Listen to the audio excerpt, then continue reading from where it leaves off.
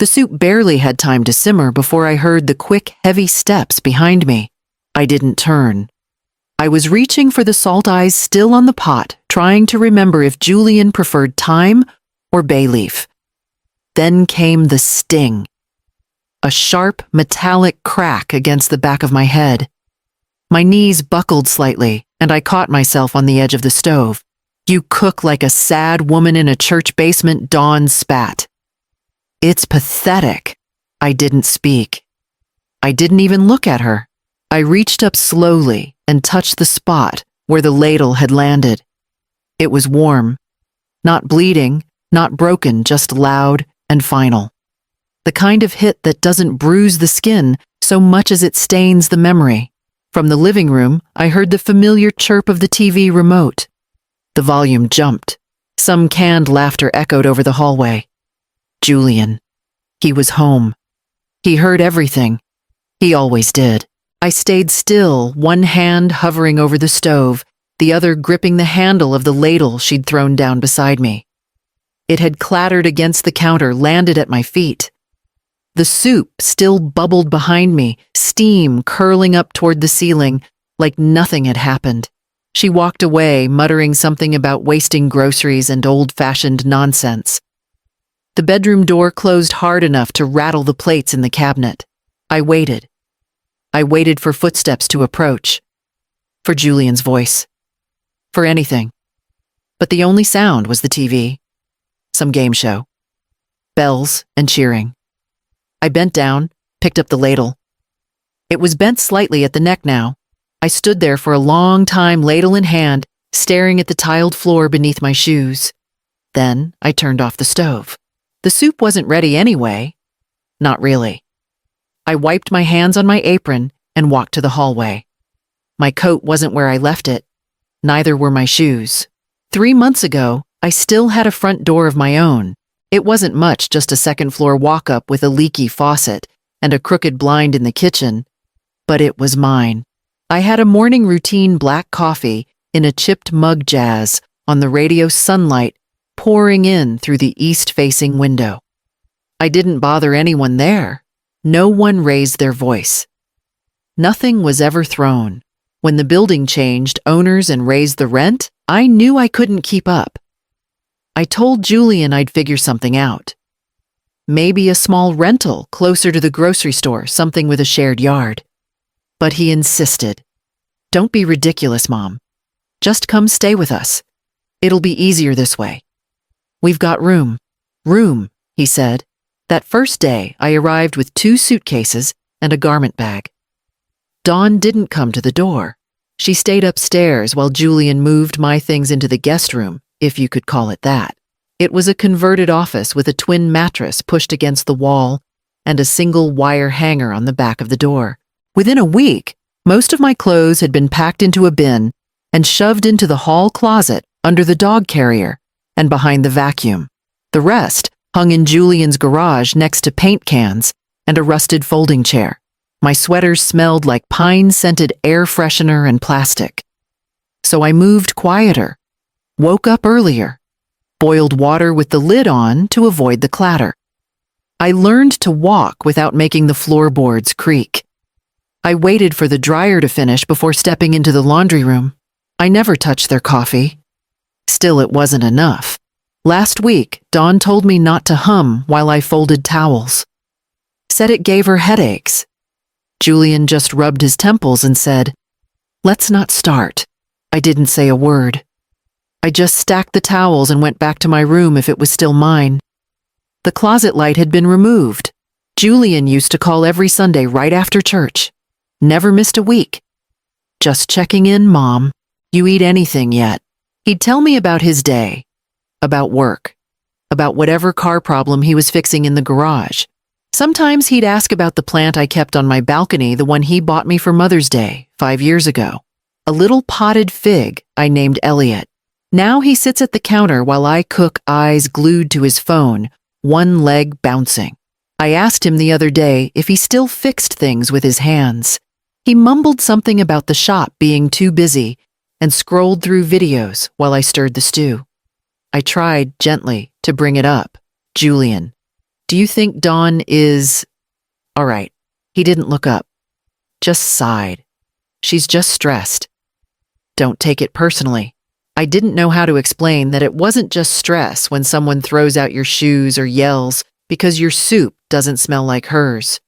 That it wasn't stress when you get hit with a metal ladle and no one blinks. Instead, I said, I'm trying not to get in the way. His phone buzzed. He nodded without looking at me. It's fine. Just give her space. That night, I heard them behind the bedroom door. Laughter, real, full laughter. Not the polite kind for company, the kind that made the walls feel thin. I lay in bed, staring at the ceiling fan. It clicked on every third spin. That used to drive me mad in my apartment. I would get up and fix it with a screwdriver, muttering to myself about loose screws and cheap parts. Now I just listen to the rhythm. Click, click, silence. In my old place, I had plants basil mint the fig tree. Here, the only green thing is the bathroom hand soap. I closed my eyes and imagined the balcony again. The wind used to carry in the smell of someone else's laundry. Fresh, warm, like a life that was still mine. Then came the sound of the trash can in the kitchen slamming shut. The next morning, I reached for my little row of spice jars, ones I'd brought from my apartment, because they made every kitchen feel familiar. The shelf was empty. The counter, too. I opened the trash bin and saw them buried under coffee grounds and a wilted salad mix. They were all expired, Dawn said, from behind me, tying her robe a little too tightly. And this isn't your kitchen. I don't want clutter. Clutter. 30 years of recipes reduced to clutter. I didn't argue. I picked up an onion, sliced it thin, and tried to pretend the sting in my eyes came only from the knife. When I served lunch, slow-cooked chicken, nothing fancy, she scraped half of it straight into the trash. Greasy, she said flatly. Julian, tell her. We're trying to eat clean. Julian didn't look at me. He just waved a hand in front of his face. The house smells old, Mom. Maybe cut back on whatever you're doing in here.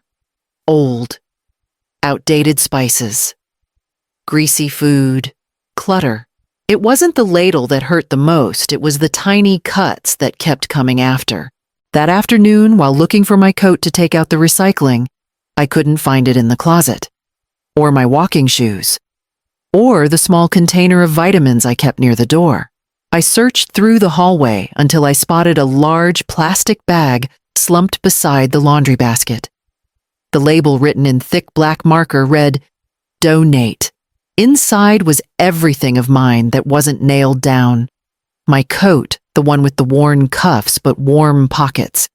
My shoes with the memory foam insoles. Even my vitamins, the ones I bought on sale and stretched out for months. I lifted the bag, feeling my pulse in my palms. Dawn's laughter drifted faintly from upstairs. Julian's voice followed low and tired, like he didn't want to be part of the conversation, but wouldn't walk away from it either. I carried the bag back to my room and set it on the bed. The trash cans were still warm from being emptied, and the kitchen smelled like disinfectant.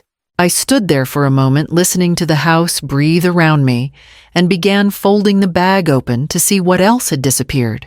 I packed the suitcase slowly, the way I used to fold laundry. When Julian was small, quiet, careful, hoping no one would wake up. A few blouses, 2 pairs of pants, my toothbrush wrapped in a paper towel. I didn't take much because I didn't have much left to take. Most of what was mine had already been tucked into that plastic donate bag, still sitting like a warning at the foot of my bed. I zipped the suitcase halfway before the door swung open. Dawn stood there, arms crossed, smirking.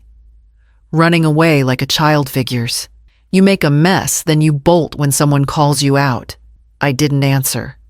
I just pushed the zipper the rest of the way and lifted the suitcase off the bed. It felt heavier than it should have, or maybe I was just tired. I walked past her without meeting her eyes. At the front door, Julian stepped in front of me, not aggressively, more confused, as if he'd found a stray dog at the wrong doorstep. "Mom, where are you going?" "Just..." Wait until things calm down. Dawn didn't mean half the stuff she said. I almost laughed. Half? Which half? The part where she threw away my things or the part where she hit me? I kept my hands on the suitcase handle. I'll find somewhere, I said softly. Julian rubbed his forehead. You don't need to do this. It's late. Just go to your room. We'll talk tomorrow. Tomorrow. Everything was always tomorrow with him. I let go of the handle. The suitcase tipped slightly, leaning against my leg like a tired pet. I nodded, though nothing in me agreed, and walked back to my room. The hallway light flickered as I passed, humming in that way old bulbs do when they're close to burning out. That night, I sat on the bed with a packet of crackers I'd found at the bottom of my purse. Dawn's voice drifted through the walls. Julian's replies were short, low, apologetic. The soup I'd tried to make still sat in the pot downstairs, growing cold and thick on the stove. I took a piece of paper from the drawer and wrote a note.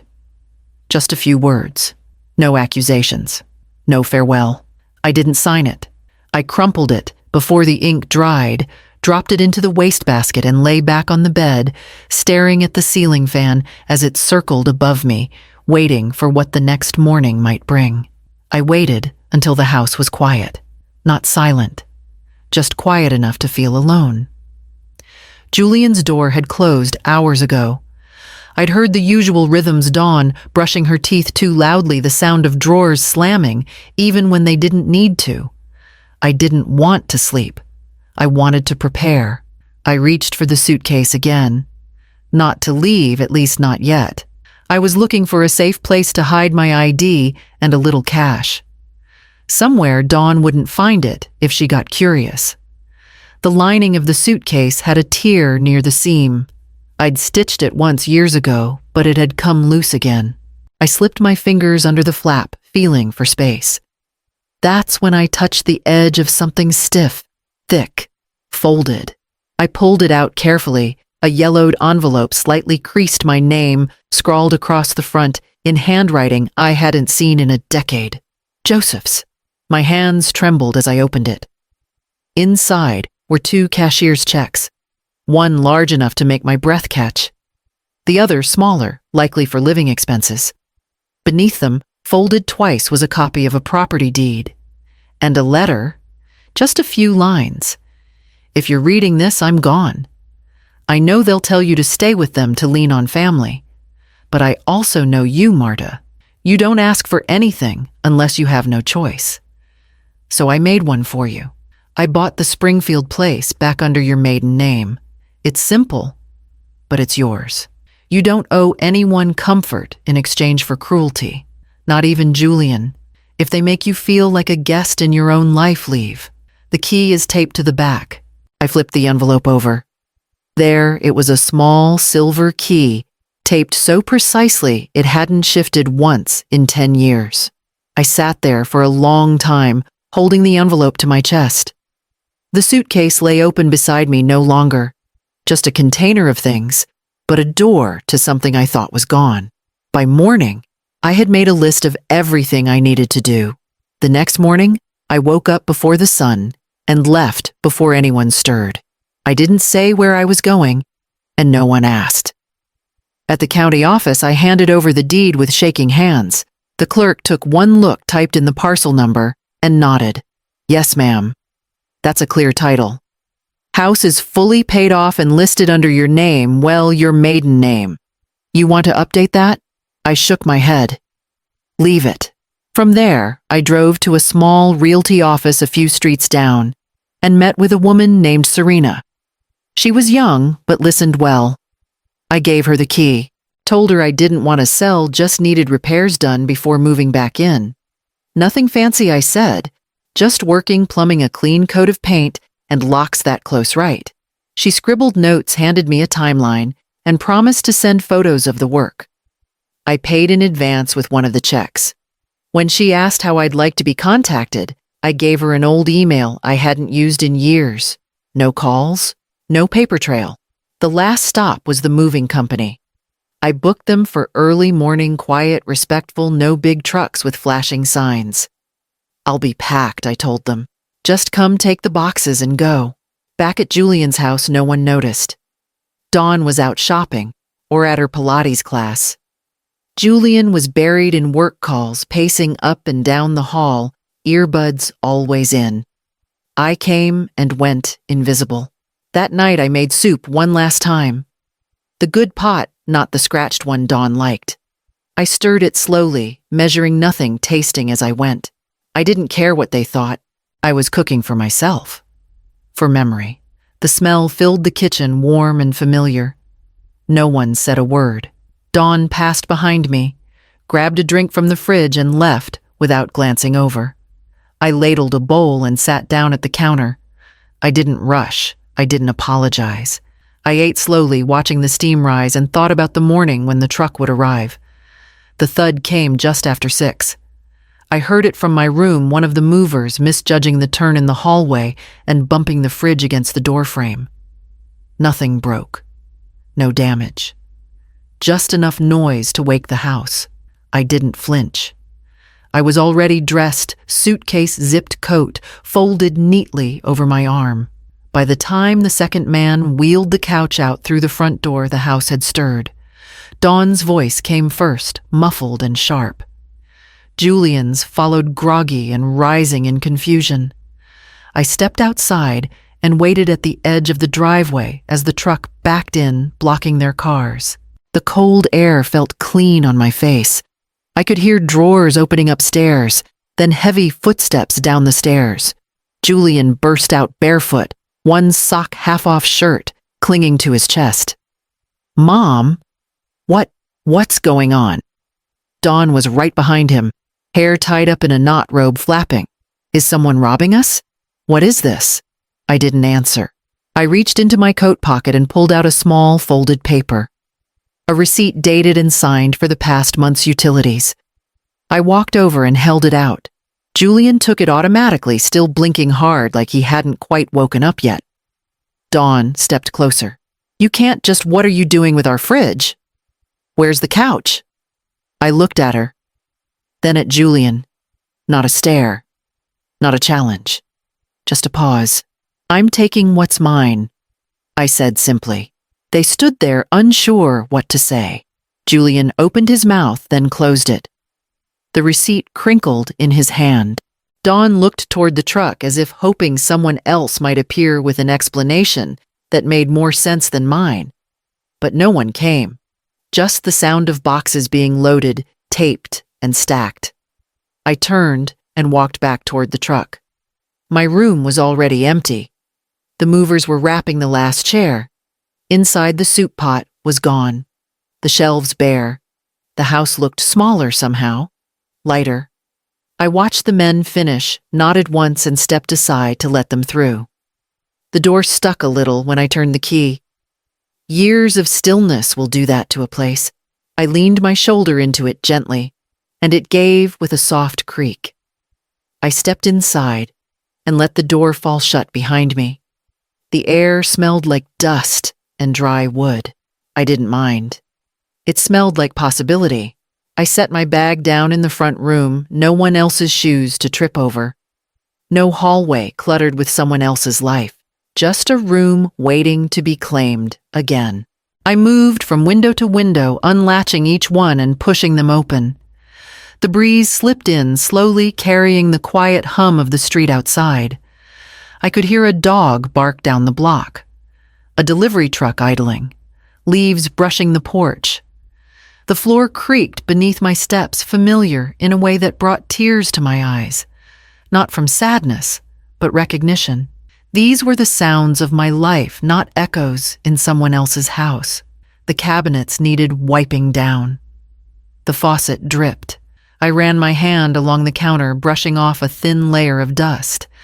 Then I reached into my bag and pulled out the cast iron pot. I set it gently on the stove. I filled it with water, peeled a few carrots I'd brought in a brown paper bag, chopped an onion. There was no one behind me telling me it smelled old or greasy or wrong. No one sighing into their phone. No footsteps pacing past with a frown. Just the soft rhythm of a knife on wood, the bubbling of water starting to warm, and the tick of the stove. When the broth began to simmer, I pulled out a chair and sat down. No shouting from upstairs. No television blaring over my shoulder. Just soup and space and the quiet kind of warmth that makes a person remember who they are. I reached for a spoon, took a slow taste, and let it rest on my tongue as if it were the first bite I'd ever been allowed to enjoy. The soil out front was hard, but I didn't mind. The tulip bulbs fit nicely into the pockets I dug. 3 rows staggered just like Joseph used to do. It was the kind of work that settled the nerves and left a quiet ache in your back. The good kind. The kind that told you something was growing even if you couldn't see it yet. I stood, brushed the dirt from my gloves, and reached for my phone. A single message blinked on the screen. Julian, are you okay? The words sat there, simple and thin. No punctuation. No follow-up. I read it once. Then again. I thought about the time he scraped his knee on the playground and came running to me with both arms out. The same arms that had blocked the door when I tried to leave. I thought about the way he turned up the volume while I stood in silence, soup cooling behind me. I didn't reply. Instead, I turned the phone over and slid it onto the porch table. I gathered the last of the empty pots, washed my hands at the kitchen sink, and towed off my shoes by the door. The small radio I'd unpacked last week crackled to life with a twist of the dial old tunes, soft and steady. Nothing fancy, just enough to fill the corners of the house without crowding them. The soup on the stove was warm again, gently simmering. I lifted the lid, gave it a stir, then left it be. It would wait for me. At the table, I opened a new notebook. The pages were blank, thick, and smooth under my fingers. I didn't know what I would write yet, maybe a list, maybe a memory, maybe just my name in full, the way it was printed on the deed. I picked up a pen, tapped it lightly against the margin, and looked out the window. The tulips would bloom in spring. The house was holding heat now. The silence wasn't empty anymore. It felt like a beginning,